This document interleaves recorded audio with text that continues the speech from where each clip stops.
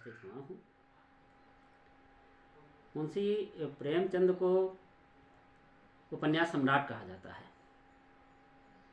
वह सर्वश्रेष्ठ कहानीकार हैं।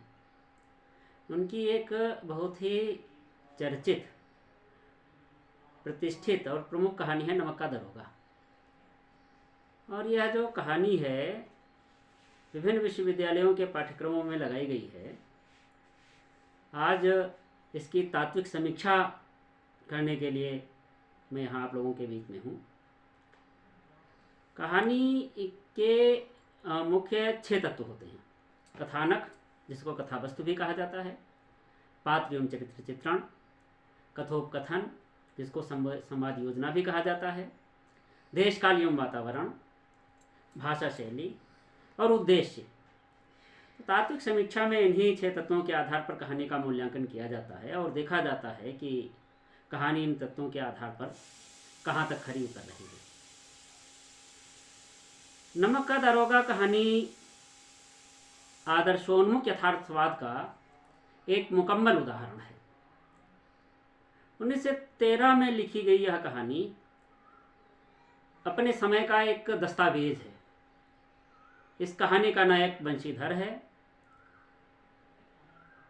और बंशीधर को एक ईमानदार, कर्तव्यपरायण अधिकारी के रूप में चित्रित किया गया है। कहानी की कथावस्तु इस तरह से चलती है। पढ़ाई पूरी कर बंशीधर नौकरी तलाश करने के लिए जब निकलता है तो उसके वृद्ध पिता उसे समझाते हैं। कहते हैं कि नौकरी में ओहदे की ओर ध्यान मत देना, यह तो पीर का मजार है, निगाह चढ़ावे और चादर पर रखनी चाहिए। ऐसा काम ढूंढना जहाँ कुछ ऊपरी आय हो। मासिक वेतन तो पूर्णमासी का चांद है जो एक दिन दिखाई देता है और फिर घटते घटते लुप्त हो जाता है। पिताजी की बातों को बंशीधर आज्ञाकारी पुत्र की तरह से सुनते हैं। किस्मत उनकी अच्छी थी कि जाते ही बंशीधर को नमक महकमे में दरोगा का पद मिल जाता है और इस पद में ऊपरी आय की खूब गुंजाइश है, परंतु वह ईमानदारी से काम करता है। जिस इलाके में बंशीधर की पदस्थापना हुई उस इलाके के प्रसिद्ध रईस पंडित अलोपीदीन नमक की कालाबाजारी करते थे। बंशीधर नमक की लदी गाड़ियों को रोक लेते हैं। वह गाड़ियां कालाबाजारी के लिए कानपुर ले जाई जा रही थीं। अलोपीदीन को पैसे की शक्ति पर अमोघ विश्वास था। वह बंशीधर को रिश्वत देकर खरीदना चाहते थे, पर बंशीधर उसे स्वीकार नहीं करते हैं, स्वीकार कर देते हैं।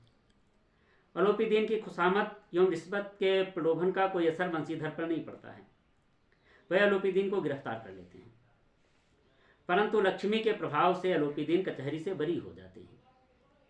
बंशीधर को नौकरी से बेदखल भी होना पड़ता है, परंतु धर्म और नैतिक मूल्य पर अटल रहने की बंशीधर की दृढ़ता का अलोपीदीन पर ऐसा असर पड़ता है कि वह उन्हें अन्य सारी सुविधाओं के साथ 6,000 रुपये प्रतिमाह पर अपनी सारी जायदाद का स्थायी मैनेजर नियुक्त कर देते हैं। इस प्रकार यह कहानी का सारांश है। कहानी का जो कथानक है वह बहुत ही सुगठित है, संक्षिप्त है, यथार्थ प्रधान है। अंत तक यथार्थ को कहानी में रोचक ढंग से रखा गया है। यह जो कहानी है वह नैतिक मूल्यों के प्रति निष्ठा और प्रतिपादन का अन्यतम उदाहरण है। कहानी का दूसरा तत्व है पात्र एवं चरित्र चित्रण। कहानी छोटी होती है, 10-15 मिनट में पढ़ी जाने वाली होती है, इसलिए सफल कहानी वही मानी जाती है जिसमें पात्रों की संख्या सीमित हो, कम हो। इस कहानी में भी यदि प्रमुख पात्रों की दृष्टि से देखा जाए तो 2 प्रमुख पात्र हैं। पहला है मुंशी बंशीधर जो इस कहानी का नायक है और दूसरे हैं पंडित अलोपीदीन। इनके अतिरिक्त बंशीधर के पिता जमादार बदलू सिंह की संक्षिप्त भूमिका है। बंशीधर नायक है, पढ़ाई लिखाई कर वह नमक का दरोगा बन जाता है।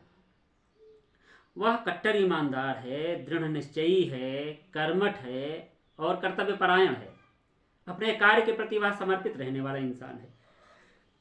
उसके आदर्श इतने ऊंचे हैं कि पैसों का लालच भी उन्हें अपने कर्तव्य के मार्ग से विचलित नहीं करा पाया। पंडित अलोपीदीन का जो चरित्र है वह मुंशी बंशीधर के विपरीत है। अलोपीदीन के व्यक्तित्व के दो पक्ष उभर कर सामने आते हैं।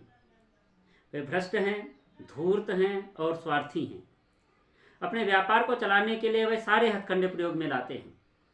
दूसरे, वे ईमानदार, दृढ़ और आदर्श चरित्र वाले व्यक्ति का सम्मान भी करते हैं। वृद्ध मुंशी बंशीधर के पिता के संवाद से समाज का यथार्थ उजागर होता है। वे लोभी एवं घूस लेने के पक्षधर हैं। आज भी दरोगा बंशीधर जैसे लोगों का समाज में अभाव है और पंडित अलोपीदीन जैसे लोगों की अधिकता है।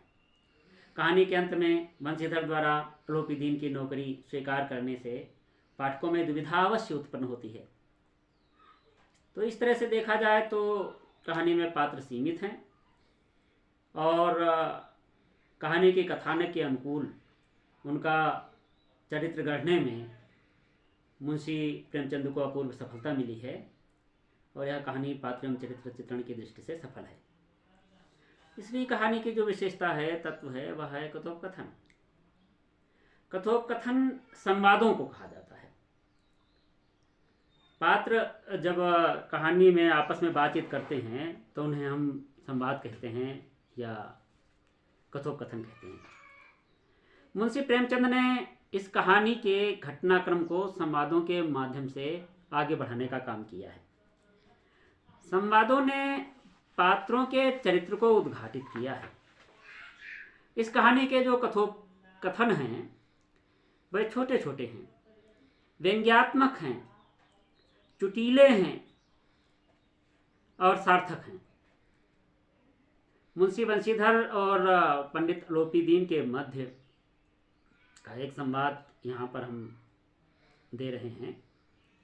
जब अलोपीदीन की गाड़ियों को बंशीधर के द्वारा रोका गया था तो दोनों के बीच में जो वार्तालाप हो रही है, देखिए कितनी सटीक है और कितनी साहस स्वाभाविक है।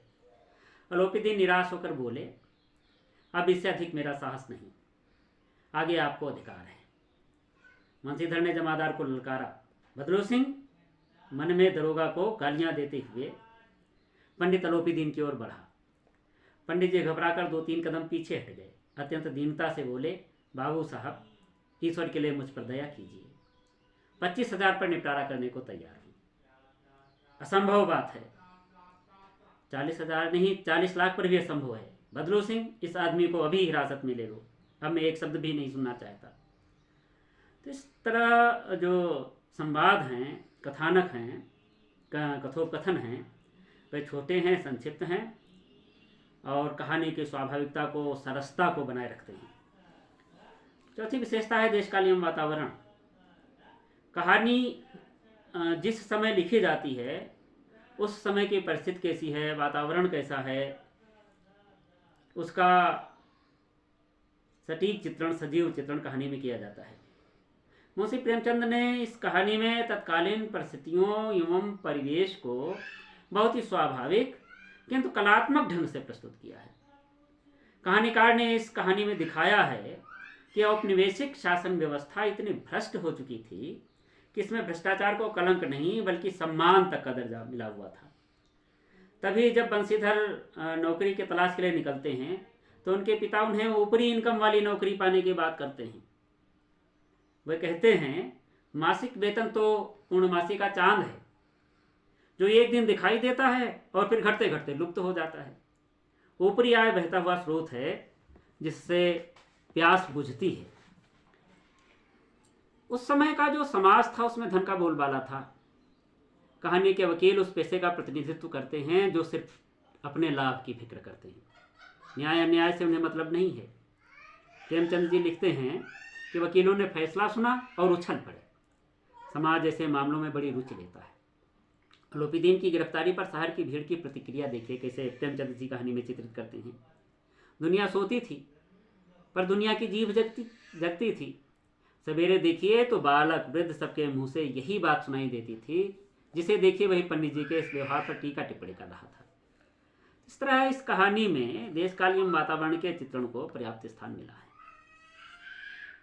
चौथी जो विशेषता है, कहानी का जो तत्व है चौथा, वह है भाषा शैली। कोई भी विधा हो उसको प्रस्तुत करने का जो माध्यम है वह भाषा होती है। नमक का दरोगा कहानी की भाषा सहज है, सरल है, प्रवाह से युक्त है, पात्रों के अनुकूल है और इसकी जो शैली है वह बिंबात्मक है, चित्रात्मक है। इस तरह से इन्होंने दृश्यों को प्रस्तुत किया है कि वो दृश्य आज भी कहानी पढ़ते समय हमारी आंखों के सामने दिखाई देने लग जाते हैं।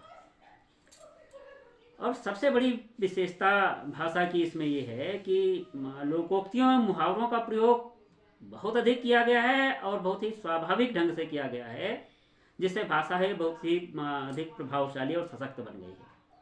पूर्णमासी का चांद, प्यास बुझना, फूले नहीं समाये, पंजे में आना, सन्नाटा छाना, हाथ मलना, जीभ जगना आदि मुहावरों का बहुत ही सटीक और रमणीक प्रयोग किया है। लोकोक्तियों के प्रयोग ने तो भाषा को और अधिक सरस बना दिया है। इनके वंशीधर के पिताजी का एक संवाद है, वो कहते हैं अपने बेटे से, वंशीधर से, कि लड़कियां हैं वह घास फूस की तरह बढ़ती चली जाती हैं, मैं कगारे पर का वृक्ष हो रहा हूँ, न मालूम कब गिर पड़ूं। तो इस प्रकार भाषा की दृष्टि से और शैली की दृष्टि से यदि देखा जाए तो नमक का दरोगा कहानी बहुत ही प्रभावशाली बन पड़ी। जो अंतिम तत्व है कहानी का वह है उद्देश्य। चाहे कविता हो, चाहे कहानी हो, चाहे उपन्यास हो, उसको लिखने के पीछे कोई ना कोई एक लक्ष्य होता है, कोई ना कोई उद्देश्य होता है। नमक का दरोगा कहानी का भी उद्देश्य है। नमक का दरोगा मुंशी प्रेमचंद की बहुत ही प्रसिद्ध कहानी है। इसमें धन, लोभ पर धर्म और कर्तव्य की जीत दिखाई गई। धन एवं धर्म में द्वंद्व होने पर कई बार धर्म की पराजय होती हुई दिखाई देती है, पर अंततः विजय धर्म की ही दिखाई है मुंशी प्रेमचंद ने इस कहानी में। आरोपी दीन धन के प्रतीक हैं, जो धन के द्वारा ईमानदारी को खरीदना चाहते हैं, त्याग को खरीदना चाहते हैं। और जो वंशीधर है कहानी का नायक है, वह धर्म और ईमानदारी का प्रतीक है। तो आरोपी दीन धन के बल पर वंशीधर को दरोगा पद से बर्खास्त भी करा देते हैं, और परंतु वंशीधर की न्यायप्रियता और उसकी कर्तव्य निष्ठा से प्रभावित होकर अपनी सारी संपत्ति का स्थायी मैनेजर भी बनाते हैं। जो कहानी का उद्देश्य रहा है वह यह रहा है कि देश काल परिस्थिति में